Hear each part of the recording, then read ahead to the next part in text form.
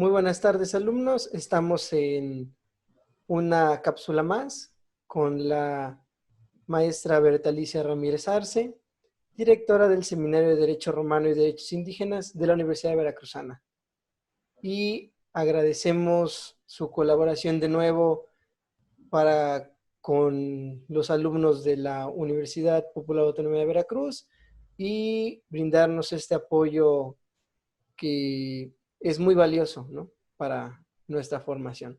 Entonces, damos la palabra a la profesora. Muy buenas tardes, profesora. Buenas tardes, Christopher. Muchas gracias. Realmente me complace mucho poder estar participando contigo y con tus alumnos en esta secuencia ya de un tema que por demás es muy interesante y que en términos actuales, pues hablar del tribuno de la plebe representa entender en esencia el conocimiento, el origen de una de las instituciones más importantes que tenemos hoy por hoy en México y en el mundo, que es precisamente el Defensor del Pueblo y que es, en otros sentidos, para nosotros, la Comisión Nacional de los Derechos Humanos. En ese sentido, bueno, pues me gustaría mucho poder de nueva cuenta contextualizar de manera muy general pues algunos de los aspectos que son necesarios para poder abordar el tema, pues ya habiéndolo hecho en un video previo acerca de su origen en la fase republicana del desarrollo constitucional romano, y habiendo señalado pues cuáles son las principales atribuciones que tiene en esencia pues el tribuno de la plebe. Para ello, pues me voy a permitir en esta ocasión poder continuar con este desarrollo y pues lo vamos a hacer a partir precisamente de la idea de poder ubicarnos en su contexto de desarrollo, es decir, vinculando el surgimiento de lo que ha sido el tribuno de la plebe y su vinculación directa con esta otra institución de derecho público que es precisamente el Defensor Civitatis. Entonces, quisiera compartir en este caso la pantalla. Entonces, si me haces favor, Christopher, de poderla habilitar para que podamos entonces mirarla. ¿Está habilitada, profesora? Está habilitada. Dice que ok. Ahí está. Cierto. Entonces, compartimos esta primera idea.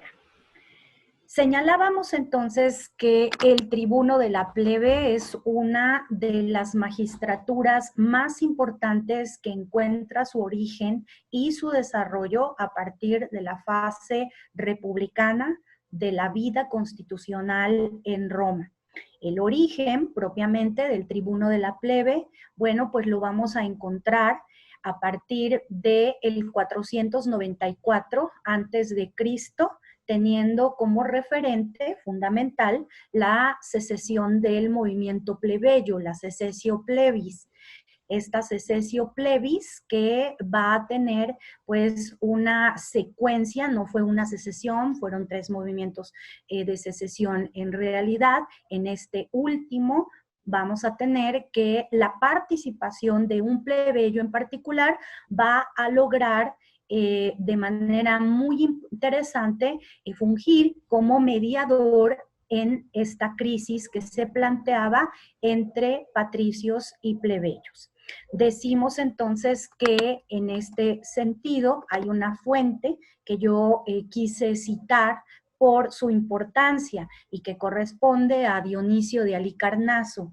Y él señala que precisamente Agripa lo que pedía era concedednos elegir cada año entre nosotros un cierto número de magistrados sin otro poder que el de ayudar a los plebeyos que hayan sido objeto de injusticia o violencia, y el de no permitir que nadie sea privado de sus derechos.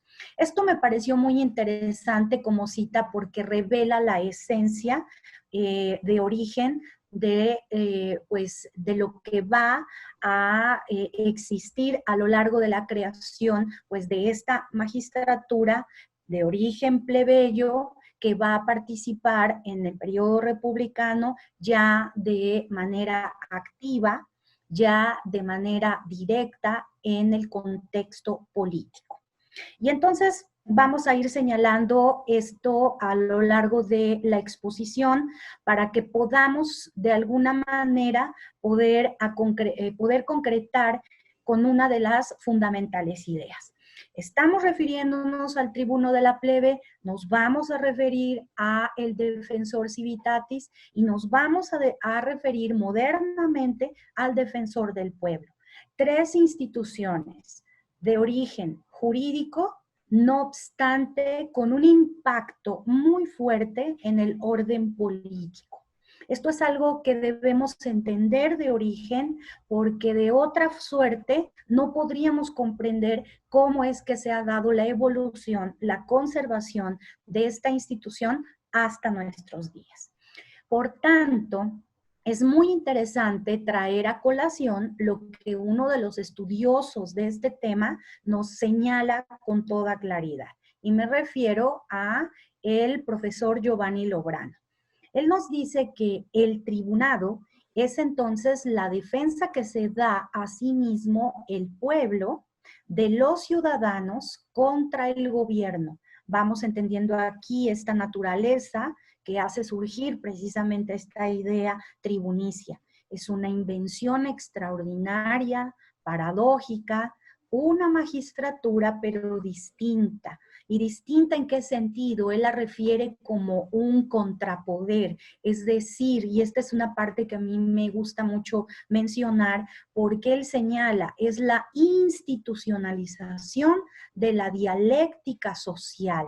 Es decir, que la preocupación en esta etapa histórica, pública, republicana, romana, era encontrar esa conexión entre los políticos, entre las fuerzas políticas, las magistraturas encargadas incluso de la administración de justicia y que pudieran tener una conexión directa frente a los abusos del poder o de sus decisiones con la sociedad. En este sentido encontramos esta dialéctica social.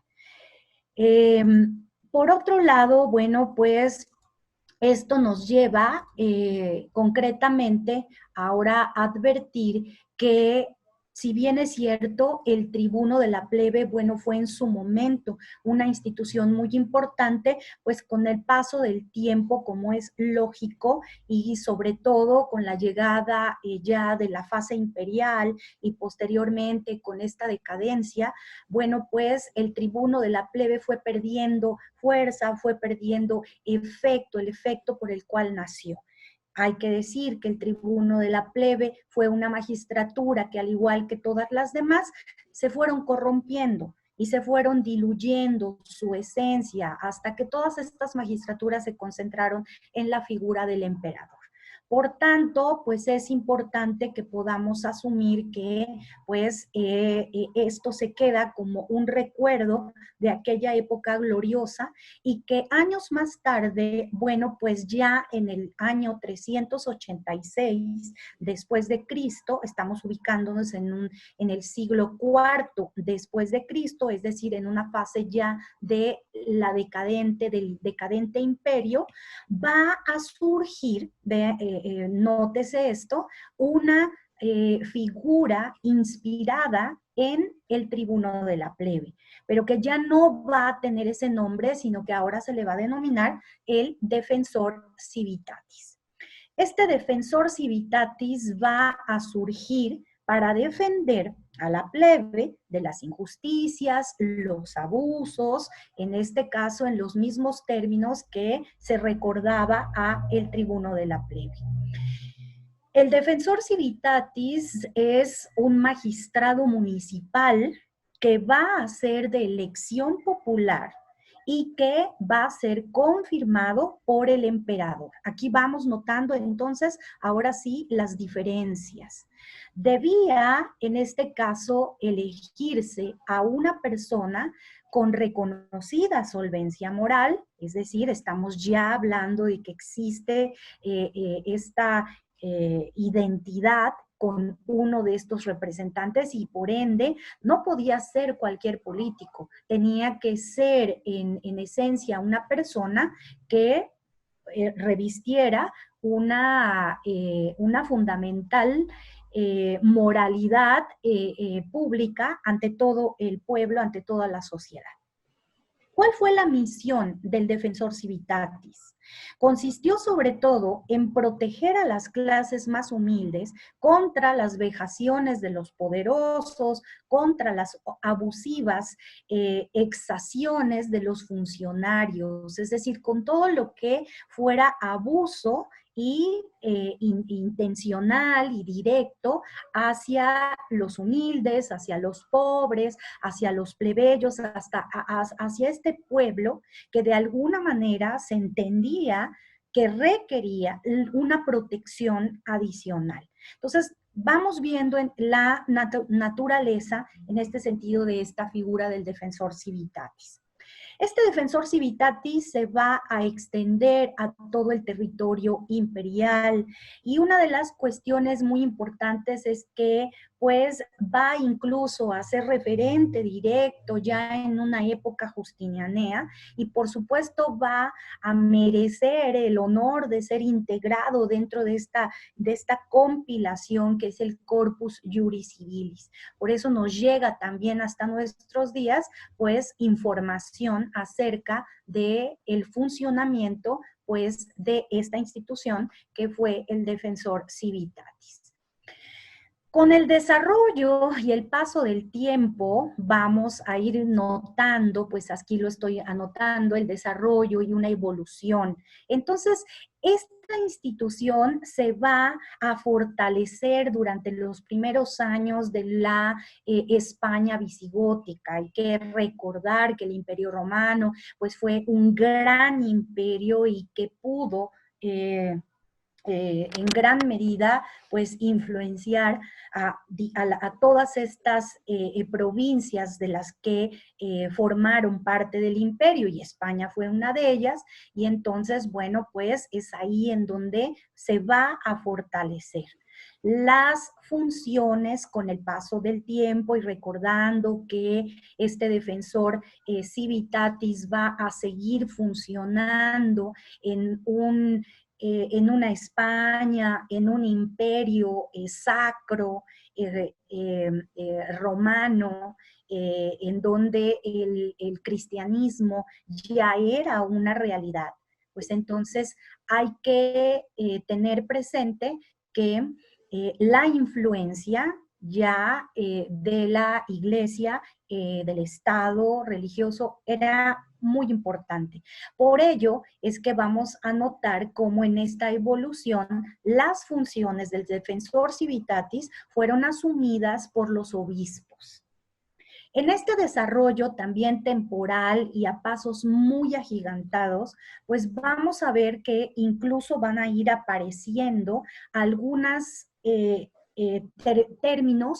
términos que también surgieron de esta figura, como el término del síndico. Este síndico que significa propiamente, su etimología es griega, pero que significa propiamente defender en justicia.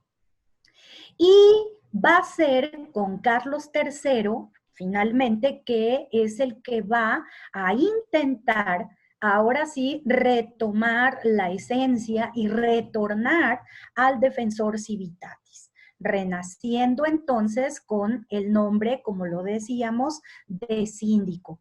Pero no nos extrañe incluso que no solo la palabra síndico aparezca, sino que también vamos a visualizar, por otro lado, la palabra de la procuraduría, síndico de agravios, diputado del común y la palabra personero. Todo esto va a irse a dar en las diversas zonas y fundamentalmente enriqueciendo, porque es una suerte de tratar de conservar esta idea de lo que en principio pues significó de manera concreta el defensor civitatis. Esto es por cuanto hace al desarrollo histórico que corresponde a nuestra muy particular fuente y origen, si hablamos como un sistema jurídico que va a impactar en Europa, por supuesto en los demás países del mundo, aunque no se trate del sistema jurídico romano-germánico. Y también es muy importante que podamos nosotros recordar que este traslado que se va a dar en el tiempo, sobre todo en el ámbito del derecho, es decir, este traslado de las instituciones y del propio derecho que llega a América, pues va a llegar por influjo de la conquista. Entonces, es muy interesante que recordemos que esto que se está viviendo y desarrollando en Europa, en la etapa medieval, en la etapa de la colonia propiamente para América Latina, también va a tener una influencia y una recepción muy importante de lo que implica pues esta figura del defensor civitatis. Entonces sí es muy importante que nosotros podamos tener esto en cuenta, incluso cuando revisamos la propia historia colonial en México, de lo que es la propia Procuraduría de los Pobres que llegó a surgir aquí en México para San Luis Potosí. Esto lo dejo entre paréntesis. Me regreso entonces y pues podemos entonces llegar a comprender ahora la idea del ombudsman. Si nosotros preguntamos hoy en día dónde surge la idea de protección para los derechos humanos, pues no nos va a sorprender que abramos Wikipedia, que abramos textos directos de autores, de constitucionalistas, de personas serias encargadas del estudio de los derechos humanos y que de manera directa nos remitan a la fuente del ombudsman como origen escandinavo. Esta es la fuente inmediata que aparece. Pero para mí reviste particular interés e importancia poder estar hoy con ustedes platicando acerca de este tema, dado que, como lo vamos a tratar de demostrar, el ombudsman pues surge en el siglo XVIII, noten ustedes el salto diferencial del tiempo y como un origen escandinavo. Bien, ¿esto qué significa? Pues significa que por primera ocasión va a surgir en Suecia. ¿Y por qué va a surgir en Suecia? Eso es lo que yo voy a tratar de poder explicar con ustedes esta tarde. El rey Carlos XII de Suecia huye a Turquía después de su derrota por los rusos. Este evento particular histórico va a tener consecuencias muy importantes para la trascendencia de esta institución que estamos recordando hoy en día. Dado que recordemos que Estambul, Turquía, hasta antes de la caída del Imperio Romano de Oriente, pues era la sede fundamental del Imperio Romano. Y hay que recordar que es ahí en donde se creó, se compiló el Corpus Juris Civilis, por encargo precisamente del emperador Justiniano. Por tanto, cuando en el siglo XVIII el rey Carlos XII llega a Estambul, va a tener contacto con este antecedente que seguía existiendo, no como ley aplicable, por supuesto, no así, no obstante, como un texto de difusión común y que estaría a la disposición de el que lo quisiera estudiar.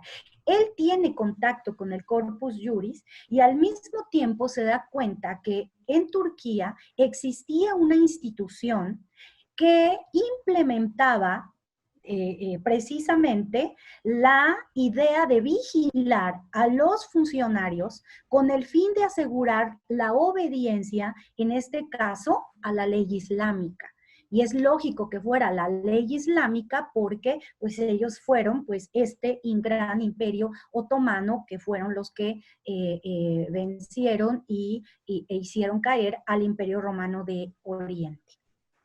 Al regreso pues del rey Carlos XII, se va a instituir por petición de él en Suecia el cargo, observen ustedes, de procurador supremo, el Holste Ombudsmannen.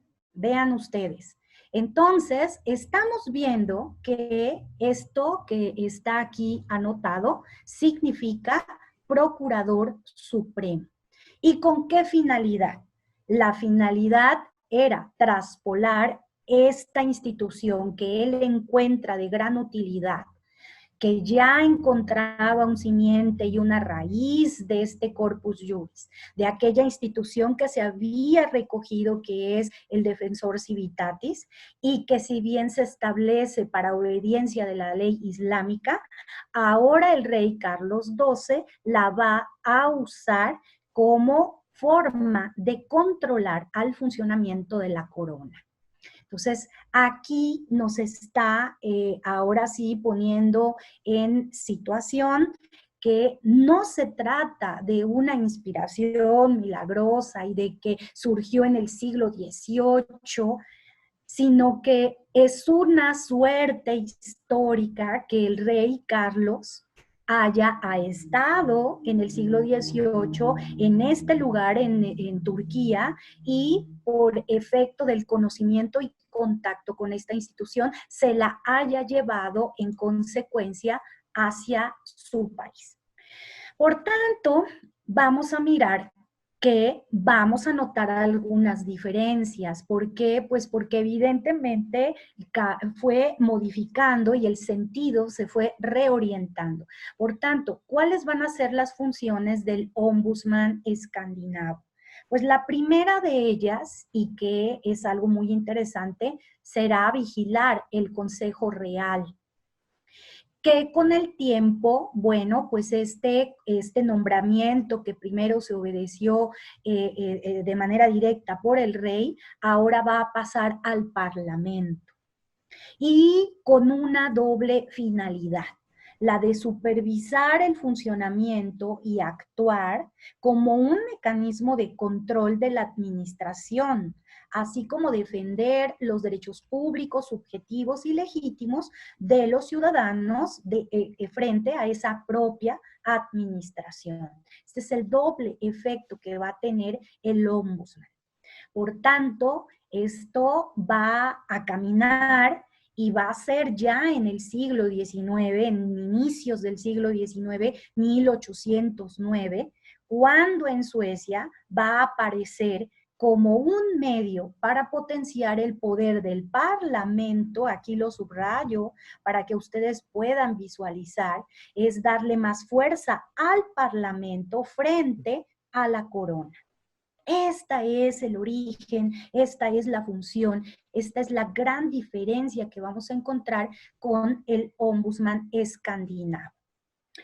Es muy interesante que en este contexto de inicios del siglo XIX recordemos entonces que para Francia pues existía una suerte de derrocamiento ya de la corona francesa, hablamos de un estado liberal y entonces nos podemos preguntar, bueno, ¿y por qué el ombudsman no fue asimilado por la doctrina político liberal que estaba en pleno auge en Francia en su momento? Pues no era posible porque chocaba de manera natural, porque no podía encuadrar con esta idea de división de poderes. Si no encuadra con la división de poderes, no podía quedar como una isla y aparte, dado que, insisto, el ombudsman tenía la finalidad de darle más poder al Parlamento.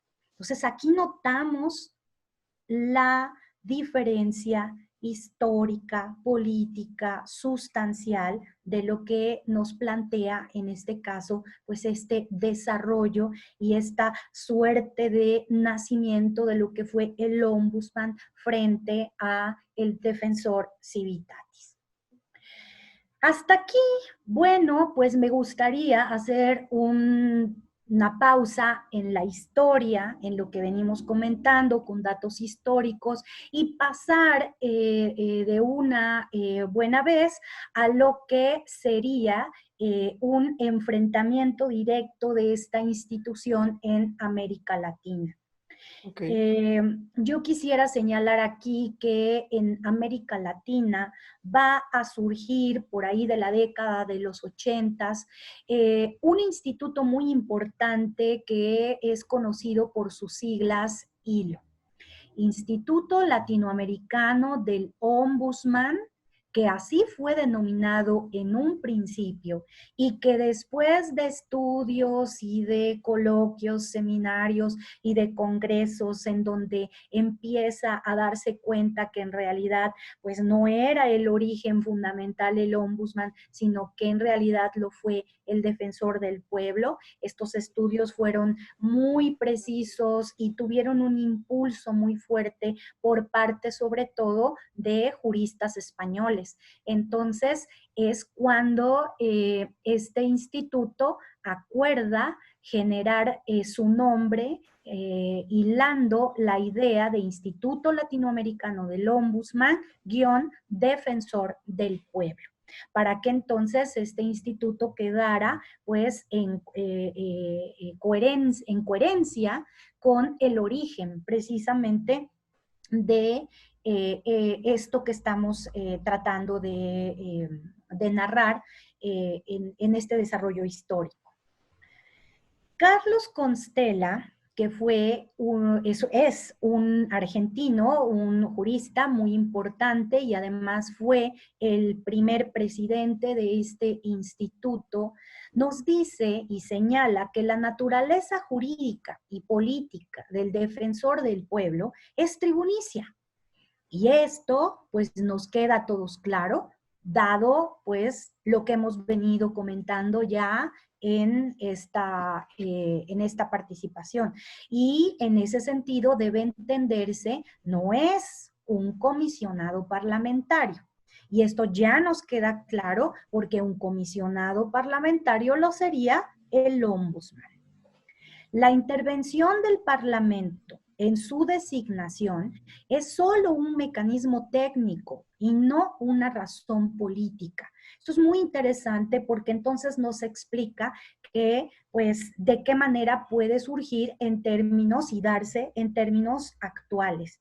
Y efectivamente, nosotros podemos observar que quien designa, pues, es nuestro Congreso, en este caso al defensor del pueblo, o para nosotros, pues, será el presidente de la Comisión Nacional de los Derechos Humanos. Sin embargo, es muy importante que recordemos que si bien es un mecanismo técnico lo que estamos siguiendo, insisto, no debiera ser una razón política. Por tanto, aquí tendríamos mucha tela de dónde cortar para poder analizar las circunstancias actuales y sobre todo, pues estas lamentables circunstancias que se han manifestado en los últimos meses en la sustitución de esta Comisión Nacional de los Derechos Humanos. De hecho, profesora, si me permite, Adelante. yo tengo una pregunta para el final de la diapositiva. Sí, Sí, claro. bueno, ¿Lo continuamos dejamos al ahorita final? y al final la pregunta. Perfecto, muy bien. Entonces, pues esto da, por supuesto, para la polémica, no obstante, me parece que es muy importante que con una base histórica de conocimiento jurídico cierto, con bases atendiendo a las múltiples naturalezas y esencias de lo que es el ombudsman, el defensor del pueblo, pues nosotros podamos hoy, ahora sí, generar una crítica y generar, por supuesto, pues proposiciones a efecto, pues de mejorar lo que tenemos en la práctica hoy, en la práctica contemporánea. Pues acercándonos ya hacia la conclusión de esta charla, pues me gustaría que de manera general, pues solamente pudiéramos entonces visualizar lo que en términos generales, bueno, de Europa y América Latina, quedándonos dentro de nuestro sistema jurídico romanista, que impacta de importante manera en este sistema jurídico latinoamericano, pues ha tenido como resultado el surgimiento de estas instituciones que estamos viendo en esta diapositiva. Entonces, observemos que desde 1978 en Europa aparece en Portugal el proveedor de justicia. En España, en 1978, aparece con todas sus letras, fiel a la tradición, muy claros, sobre todo de esta naturaleza, el defensor del pueblo. Y para el caso de América Latina, pues vamos a encontrarnos con que es en Guatemala el primer país en donde va a llegar esta influencia y que lo vamos a encontrar a partir de este procurador de los derechos humanos. Repito, Guatemala, 1985. Después, el defensor del pueblo también, fieles a la tradición tribunicia, a esta tradición del defensor civitatis, vamos a tener a Colombia, y donde en 1991 pues va a surgir precisamente el defensor del pueblo. Y particularmente para el caso de México, pues vamos a mirar que pues México en 1990, a partir de un decreto presidencial que va a declarar el inicio de la Comisión Nacional de Derechos Humanos. Y esto es interesante porque aquí se inaugura pues en tiempos constitucionales modernos, lo que va a representar pues ya una tradición consolidada para México de lo que implica la tutela, la defensa de los derechos humanos. Tenemos que decir que México ha avanzado de manera muy significativa en la tutela de estos derechos. No obstante, bueno, pues lo que queremos y de lo que se pretende con estudios de esta naturaleza, pues es que sigamos contribuyendo al fortalecimiento de esta institución y no de manera contraria a su debilitamiento. Es muy importante que podamos nosotros entender que si bien la Comisión Nacional de Derechos Humanos es un organismo del Estado, no es un organismo político. Esto es algo muy importante que hay que subrayar. Por tanto, pues este es el origen, así va a encontrar un desarrollo hasta llegar a 1999, cuando se produce una importante reforma constitucional al artículo 102, apartado B, en donde pues ya se le va a otorgar esta autonomía. Esta autonomía que por fortuna está consagrada en la Constitución y que bueno, pues debemos estar atentos para defender, para enarbolar y para fortalecer pues desde los diferentes ámbitos en donde nos encontremos. Y entonces queda finalmente establecida la Comisión Nacional de los Derechos Humanos. En este sentido, bueno, pues ha sido un esbozo histórico muy precipitado, por supuesto, a grandes pasos de lo que ha sido el desarrollo de esta institución. Yo espero que con esta explicación, pues en términos generales pueda quedar clara la idea de que existe una vinculación histórica, sí, pero que plantea el origen tribunicio con el tribuno de la plebe, dejando como heredero a el defensor civitatis y por supuesto heredero de este defensor civitatis, pues el defensor del pueblo. Por tanto, a mí me gustaría concluir con que pues esta idea debe en sentido estricto, histórico, jurídico, generar una separación en términos de originalidad de lo que vamos a encontrar con el ombudsman escandinavo. Por tanto, como reflexión final, bueno, pues me gustaría simplemente señalar pues lo que he escrito aquí en esta lámina, cuando nosotros podemos ya sintetizar que el defensor civitatis de inspiración tribunicia encuentra un desarrollo y continuidad en la Edad Media, se fortalece en la historia latinoamericana en los tiempos de la colonia, contribuyendo a esclarecer el origen y naturaleza del defensor del pueblo. Como lo decimos, de raíces latinas, sí vinculadas al tribuno de la plebe, heredándolo al defensor civitatis, por lo que pues es manifiesto su diferencia, su diferendo con el origen del ombudsman escandinavo. Por tanto, pues yo les agradezco estos minutos que hayan concedido a mirar esta explicación con la intención, insisto, de fortalecer pues nuestro conocimiento, de tener seguridad de que en el momento en que se defiende la autonomía de una institución tan importante como esta en México, pues siempre será un acierto. ¿Por qué? Porque tenemos una tradición que avala toda esta institución y que no habrá fuerza política en México que nos haga desistir de una institución tan fuerte, tan poderosa, con una esencia y una raíz igualmente poderosa. Gracias, Christopher. Ahora sí, la pregunta. No te escucho. Listo, listo. Ahí está. Ahora sí, la pregunta ya para finalizar era, hace aproximadamente una semana, semana y media, y revisando las noticias, pude darme cuenta de que,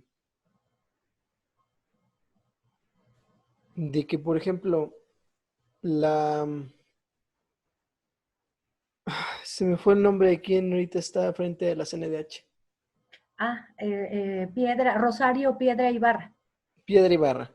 Uh-huh. Había propuesto que se reformara la CNDH para que dejara de ser la CNDH y Sí. se convirtiera en un organismo que a sus palabras iba a llamarse Procuraduría de los Pobres. Así es. Y en lo personal creo que es desvirtuar toda la función de la CNDH como heredera de todo este proceso que acabamos de concluir con esta cápsula. A menos que usted tenga alguna otra opinión al respecto, ya para finalizar. Gracias, Christopher. Efectivamente, esta idea que se planteó, bueno, pues solamente nos puede dejar ahora sí mirar con claridad, pues el desconocimiento histórico, jurídico, que pues hemos señalado a lo largo de esta explicación. La Procuraduría de los Pobres fue una institución que tiene su origen en el derecho indiano. Por supuesto, fue una institución muy importante en su momento para México, porque se materializa en San Luis Potosí y en un momento en donde esta Procuraduría lo que realizaba pues era generar protección, pero en México, ¿quiénes eran los pobres? Los pobres eran los indígenas. Naturalmente.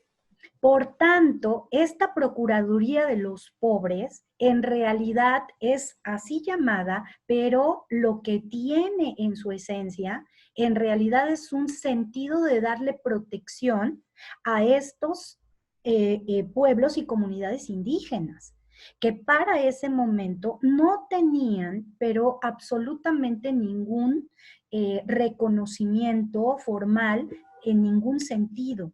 No obstante, el mérito que históricamente yo puedo encontrar en esta Procuraduría de los Pobres surge precisamente a partir de que dentro del interés de poder proteger a los indígenas directamente, que no se atrevían a decirles ni siquiera indígenas, sino que eran los pobres, pues era con la finalidad pues de alejarlos de este trato inhumano que han sufrido milenariamente Sistemáticamente. y sistemáticamente. Entonces, si hay algún mérito de esta institución, pues por supuesto que tiene que ser, pues en el sentido de tratar de incluir precisamente a un grupo que estaba precisamente pues en el desamparo.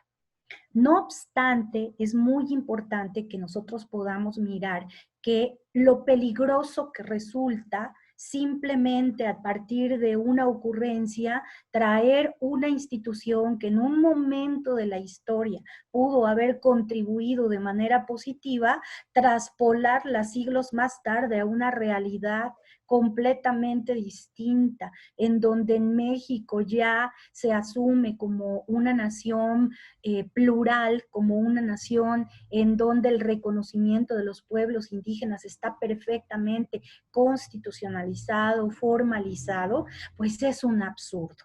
Esto no puede darse así. O sea, desde el mismo nombre, nosotros, o sea, hacer una mención de procurar a los pobres, pues es estar aceptando una condición que en términos económicos, que ese sería el factor de medición en este momento, pues sería incluso hasta discriminatorio. Yo estoy Naturalmente. segura que esta propuesta pues fue una de las ocurrencias más que estamos ya pues habituados a escuchar, pero sin lugar a dudas en el ánimo de las personas que entienden y se dan cuenta que pues México es mucho más grande y amplio en esta tradición de defensa de los derechos humanos, pues harán su labor para hacer notar que pues esto no es posible en términos actuales. Bien. Bueno, pues muchas gracias, profesora, por su tiempo, por su conocimiento y estos ejercicios en lo personal me son muy satisfactorios porque son complemento para Claro. los estudiantes y eh, la cápsula anterior tuvo muy buen recibimiento entre los estudiantes, entonces eso es lo que me deja esa satisfacción, ¿no? Y claro, de nuevo la cooperación con usted como líder del, del Seminario de Derecho Romano y Derechos Indígenas, y creo que esta parte final tuvo muy bien esa dualidad, ¿no? Hablar del derecho romano, derecho actual como los herederos de la función tribunicia, y ahora cómo se puede malinterpretar los derechos indígenas, todo en nombre de la política, ¿no? Así es. Bueno, pues muchas gracias. Espero que podamos volver a hacer un ejercicio similar. Y pues sería todo. Muchas gracias a ti, Christopher. Por supuesto, yo a las órdenes.